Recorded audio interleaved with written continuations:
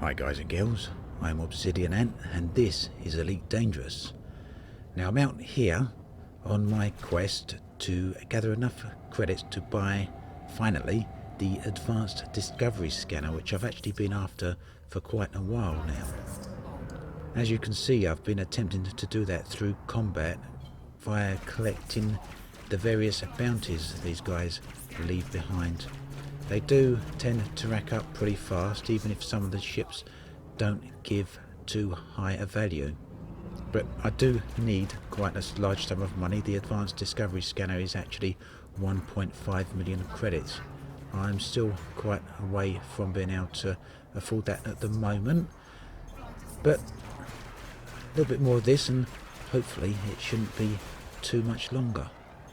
I don't know if you noticed, but that NPC Cobra in front of me did have a rather interesting skin there of a pirate faction, and I've nearly got him. He's just on his way out there, and then we can see what the bounty's gonna be, and that's it, I think. 21,000 credits. Now that isn't a huge amount, but as I said, it does add up, especially when you can get the ships that drop 40 to 50,000 credits a time, and if you're lucky you can get the Anacondas, which drop 100,000 to 150,000 credits a pop. Now after a Sidewinder now, these guys are fairly easy to kill, but they don't give you a whole lot of credits, and I suppose that's to be expected. There has actually been some huge changes in combat. Attacking a Sidewinder back in beta could be quite deadly, because they were very proficient killers. And back then I'd nearly always prefer to face an NPC Cobra over an NPC Sidewinder, simply because of the sheer maneuverability of the Sidewinder. Very, very fast ships when the pilot puts their minds to it. So yeah, that was another 3,000 credits, and I'm now being attacked by the security forces, as I've probably shot one of them and gained a wanted tag on my ship. So it's clearly time to get out of here and pay off that fine, so I can then return back and do a bit more bounty hunting. Assuming I can make it out of here, of course. Let's give them my guns. And off we go.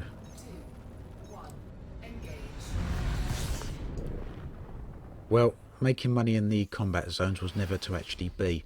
I did attempt to continue on there, but I died twice. Now, unfortunately, I didn't manage to capture the footage of that, but the first time was due to a canopy breach and not getting back to the station in time to fix that, and the second time was due to a pirate Cobra totally destroying me. So I've decided to cut my losses and spend the money I've got. And here is the big event. I'm going to buy the Advanced Discovery Scanner at last. This is the thing I've been waiting for a very long time, and there we go. 1.5 million gone, leaving me just 66,000 credits, which is not a lot, but nevertheless I'm going to fly out and going to give this thing a try. And of course it's always wise to check the rebuy cost of your ship, which in this case is 140,000. I've got 60,000 credits, and the game will give you a loan of 200,000, so I do have enough to cover my ship in the event of catastrophe. And let's just configure my fire groups here. Looks like we're good to go. But where are we going to go? I don't want to head to a system that I've already got system data for. I want to go to something that's completely undiscovered to me, so hopefully one of these. Now I haven't got any system data for that. Yeah, that's probably the easiest one to go to. It's right next door, so let's launch and go have a look. I'm very excited to give this thing a try. Now the basic Discovery Scanner was okay, but it has a very limited range of just 500 light seconds, and this time round I totally skipped the intermediate Discovery Scanner because of its still relatively limited range of just 1,000 light seconds.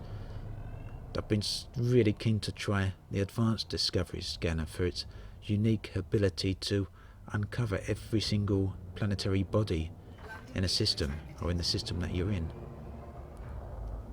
So once we're out here, I'm going to do a hyper jump and we're going to test this thing out. Although hyper jumps are always relatively short, they always seem so long when you're anticipating getting to the destination. Right, here we are. And yeah, I'm just going to wait for that. That's the ship scanner just discovering the nearby object. I want to put orbit lines on before I do anything else, so I did have them switched off while I was doing the combat areas. Actually, having the orbit lines on should reveal to me what happens when I click the Discovery Scanner button. And here we go. Let's wait for the blast. 21 objects discovered, just like that. Look at that. Brilliant. And there's all the objects I've just discovered. And obviously they're all unexplored at the moment until I get up closer and have a look. Let's have a look at the system map. I probably should have looked at the system map when I first got here, but a moment ago this would have been completely unpopulated, and now here it is fully populated. Well, it does tell me the ring type, that's metal rich, but it doesn't tell me the condition of that ring, so I probably need a detailed surface scanner before I can get that information, but that's not a problem. That's something I can head back and purchase later on.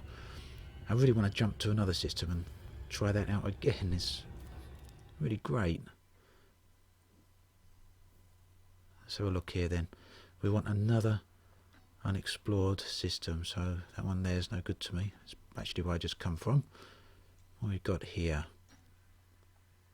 I haven't got any data for that, so yeah, let's go there. Now when you actually first start the game, your ship's computer actually comes populated with a bunch of system data.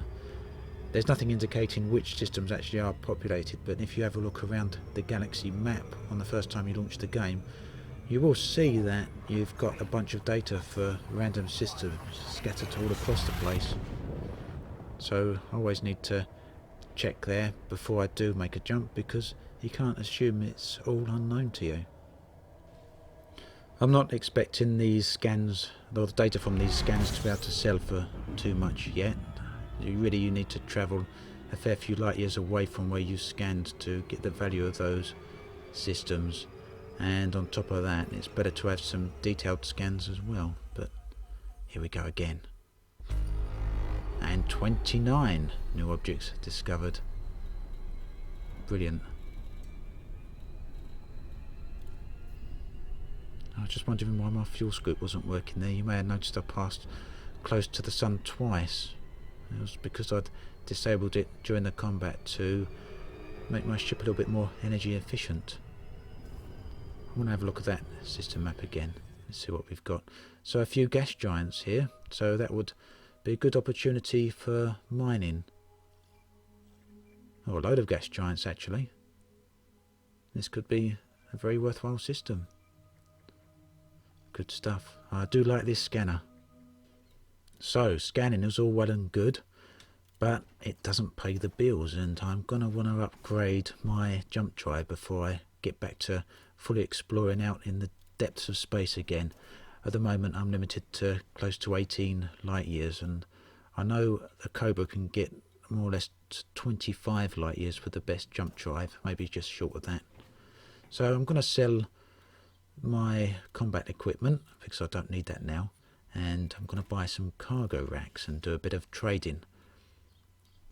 It's been a while since I've done that, and I'm actually still out here on the edge of civilized space, which does usually mean there'll be some good trading opportunities to find. A lot of people seem to like to try and trade or stay in the core systems, the start areas, and trading there can be rather difficult. One, because of the NPCs constantly flying around doing a lot of trading, and two, because there's also a lot of players there looking for the same trade routes that you are. But if you can fly out 100 light years or 200 light years away from the start systems, you'll get some markets totally to yourself, and that means huge amounts of profits are right there waiting. So there we go, I've got two 16-ton cargo racks. That gives me a total of 32 units, and I can fit another 4 in here, I think. I don't think I can get an 8 in. No, it's a 4. That will give me a total of 36 tons of cargo capacity, which should be enough to get me going. But it may take a while to find a trade route. Okay, before we carry on, I just want to jump in here and show you something I noticed occurring on the 23rd of December. Now, at the point I actually recorded this, I was fairly oblivious to what was actually going on. But if you could see there, the value of Imperial slaves was 15,000 credits. I did jump past it a little bit fast, but it serves to highlight the purpose. And here, just 5 minutes later, the price of Imperial slaves has dramatically changed. And I do scroll down in a minute, and here you go. They're now 10,000 credits. Now, it was a little while before I became fully cognizant of that fact and decided to take advantage of it. But what was actually going on was that the value of the slaves was changing on the hour. So had I bought the slaves just now at 15,000, I would have made a 6,000 or 5,000 credit lost here per ton, just in the space of 5 minutes. The trick, of course, was to take advantage of that fact and buy low and sell high. And I did actually get around to that a little later. Anyway, let's get back to it. So before I actually become aware of what was going on with the slaves there and took advantage of it, I was trading platinum and making around 1,300 credits profit a ton. And after a few extensive trips, which I won't get into showing here because it's obviously a lot of back and forwarding in Super Cruise, and I can skip that and just show you the interesting bits, I'd amassed 800,000 credits, and I suddenly thought, hang on a minute, I've got an advanced discovery scanner sitting on this ship that I'm not using, and that's worth 1.5 million credits. And whilst I fully want to use the advanced discovery scanner at a later point, that's a lot of money to just be sitting there unused. So why not sell it and buy a Lakon Type 6? The crazy thing being, of course, that the Lakon is only valued at 1 million credits, whereas the discovery scanner's 1.5 million. So here I am selling all the rather expensive modules I've got on my Cobra to see how much money I can actually make. And I know on the Lakon that it has a lot more cargo capacity than the rather measly 36 tons I've got here. And of course, once I've made enough money, the plan will be to sell the Lakon 6 and repurchase the Cobra again and outfit it with the advanced discovery scanner and the best class 4 jump drive I can get, which will give me a nice little exploration ship. Now, there's rather a lot of modules to sell on this ship, but we're nearly there. Let's get that advanced discovery scanner sold. So yeah, look, there we go. 3.7 million credits. 3.8 million credits. That's actually quite a bit more than I was expecting. So let's jump straight to the shipyard and look for that Lakon 6. Here we go. 1 million credits. So that gives me a lot of money left over to buy the cargo units. I think I'm going to store the Cobra. Let's see how much they actually are. Cobra. Nearly 380,000 credits. Tempted to sell that and get that money back, but it's also handy to have a Cobra sitting there in the event I happen to lose everything. At least I always know I've got a decent ship to go back to. Now I'm gonna keep the Cobra here and buy the Lakon. So buy the new ship and store my current ship. Yep, that's what I want to do. Confirm. Let's see how long this one takes.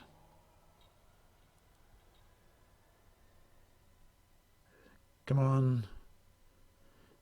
Come on, come on, come on, come on. There we go.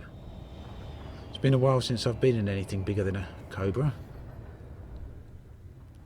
But it is nice to be back in this wonderful cockpit here. It has a fantastic view of its surroundings being fully glass. But of course the first thing I want to do is outfit it. I obviously don't want the hard points. They're a little bit useless really as far as I'm concerned. On the lake, on anything that's going to interdict me, I'm going to try and run from. And if I can't run from it, I don't really see much value in trying to fight it. So the ship comes with 50 tons carrying cargo space by default, and I want to upgrade that as much as I possibly can.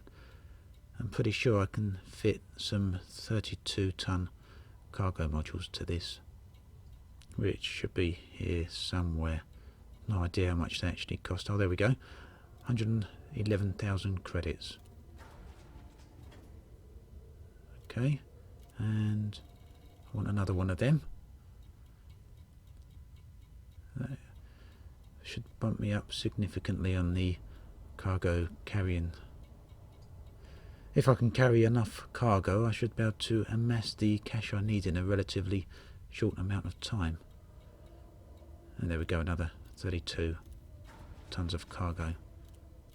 Well, with the cargo carrying capacity of this ship now at 104 tons, I'm actually deciding on what jump drive to go for. And that's a rather large purchase, isn't it? Doesn't leave me a lot of cash for trading, but it does allow me to jump a long way. 27 light years, 18 laden, yeah, it's got to be that, isn't it? Let's just hope that's enough to do some trading with. It's close to 1 million, so yeah. I guess that means a few more trips of trading platinum. Of course, in the end, it wasn't going to be platinum that I ended up trading at all, because I finally twigged on to the fluctuation in price that was occurring on the Imperial slaves. Now, I'm not entirely sure why the price did end up fluctuating quite like it did. Some people said it was due to a change that Frontier made on the servers, and I never actually saw Frontier confirm that. Maybe they did, but it's not something I actually saw. What I did see, however, was that there was an ongoing conflict in the game between some senator over Imperial slaves and their release, and it did lead to a fairly large conflict. And it just so happens that the fluctuation in prices of Imperial slaves occurred at the same time as the culmination of that conflict. And I tend to believe that this price right here, look, 6,000 credits profit per ton, giving me a total of 629,000 credits just for a single trip. So yeah, I tend to think that that was occurring due to the ongoing conflict, which has now finished. So as I was saying earlier, the prices only seemed to change at the turn of the hour, which means it was only possible to make that amount of credits and take advantage of those price changes once every 2 hours. Being that the price of slaves were valued at 16,000 credits on the first hour and 10,000 on the second hour, so you had to buy them on the second hour and wait for the third hour to come round, and then obviously skip the fourth hour. And this of course meant that I only got to take advantage of this twice before it actually come to an end. But nevertheless, 1.2 million credits for 2 journeys was a pretty good thing indeed. So with all that money amassed, the plan was to go get a Cobra again, along with the advanced discovery scanner and the best class 4 jump drive. But me being me, I'm unwilling to settle for second best. I've actually got more money than I've intended to get, and that means I have enough for an Asp. So I'm flying out here to just at least give it a try out. And I say just a try out because I haven't got enough money to equip the blooming thing. And certainly not enough money to put a discovery scanner in it or a high quality jump drive. But nevertheless, a Asp is something I've wanted ever since they were first introduced, and they are, after all, the best exploration ship. I've toyed with keeping the Lakon 6 as an exploration ship simply because at its top jump range is close to 28 light years, which is damn good, but the thing is a little bit slow for my tastes. Anyway, this right here is Jameson Memorial, and it is the only station in the Founders system right next to the Founders World. Now, the Founders World requires a permit in order to access, and the permit has only so far been granted to those people that backed the game on Kickstarter, as well as those, I believe, that backed the game back very in the early days of the backers app on the Frontier website. And there's two reasons I've come here. The first, of course, is to see the place. I actually haven't visited it yet, and I was expecting, or hoping at least, for the station to look a little bit different to the usual ones, so maybe the interior is a little bit different. And the second reason is that supposedly there's a good discount on ships and modules here, as well as the availability of just about every module and ship you can get. Well, the interior of the station is exactly the same as every other. I would have at least thought it would have been a rich one here, being the Founders World, but not to matter. Let's get this ship docked and have a look at the price of the Asp. Let's see if I can find my landing platform. I already dented the back of this ship by the looks of it. You want to see me park a car? No, I'm only joking. I'm actually quite good at that. Let's just touch down here. Now, the regular price of the Asp is, I believe, 6.5 or 6.6 million everywhere else. So if there is a discount here at this place, it should be a little bit lower than that. I've no idea actually how much lower though. I don't think I'm going to refuel since I'm going to sell this ship. I don't really want to waste that money, even though it's only 600 credits. So Viper, 128,000. I'm not sure how much they normally cost. I thought it was closer to 150. Yeah, there's clearly a discount here. 5.9 million, so it looks about a 10% discount, which is quite good. That means I might even be able to equip the ship a little. Let's have a look at the price of the other ships here. Python. That's one ship I really would love to try. 941,000 credits for the Lakon 6. I paid just over $1 million for that, so yeah, pretty good. So worth a trip out here if you've got access. And for those of you that haven't got access, don't worry too much. It's not really that much of a bonus. In a Lakon 6 you can make 500,000 credits in around about 20 minutes or so, or 30 minutes, so it's not a huge gain. But it's nice to head out here and see the system. Now the question is, do I want to sell my Lakon 6 or store it?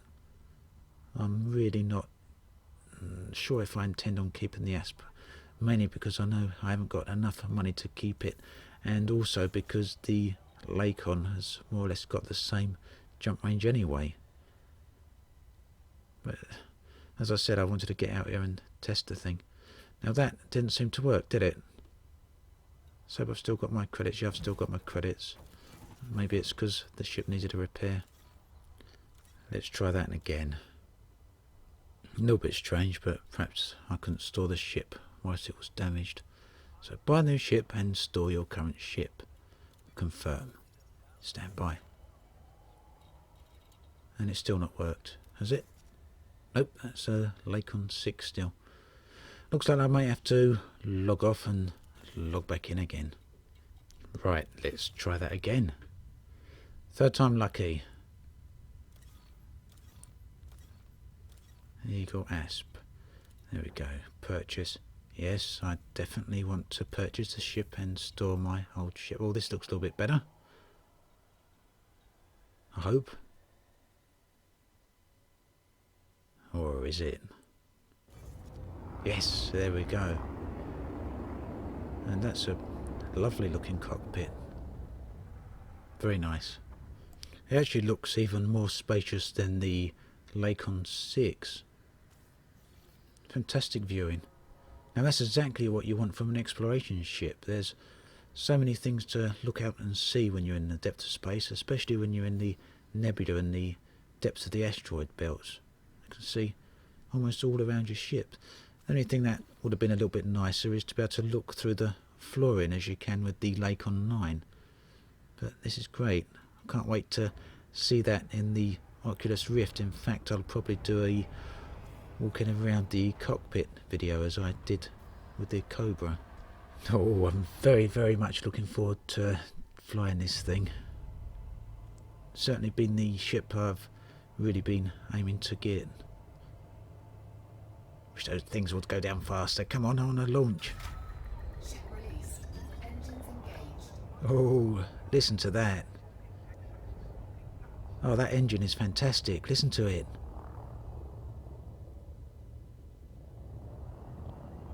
Oh, I love it. That's brilliant. And it also seems to handle much, much smoother than the Lakon 6 does. Oh, there would be something in the way. I don't want to damage this ship yet, and I haven't even got off the forecourt with it. Right. Out we go. Oh, I can't get over the sound of that thing. That gives me the chills. It's just brilliant. Listen to it. Well, I don't think I'm going to be giving this back. Definitely want to keep it now. Much better than I was expecting it to be. Trouble is, it means that I'm going to need a lot more money to upgrade this ship to make it suitable for exploration. I just saw I've only got about 2 million credits left. Yeah, 2.1 million credits left, and an advanced discovery scanner's 1.5 million, so that wouldn't leave me enough for a drive upgrade at all. And I think the top ranged drive on this is about 4 million. Well, oh, listen. Well, whatever way it goes, I've got to keep this thing. It's got much superior turn rate on it. It flies very similar to how the Cobra flies. And look how fast the engine power is recharging again. I can almost instantly boost again in this. Flight assist off. Well, I guess that's it. I'm now keeping the Asp. Assist on. And one way or another I'm going to figure out how to get to exploring in this thing. Well then, I guess that's it for now. The video's actually turned out a fair bit longer than I was actually intending, but never mind, it's all good. As always, thanks for watching. I'll catch you guys and girls next time. This has been Obsidian Ant, signing off.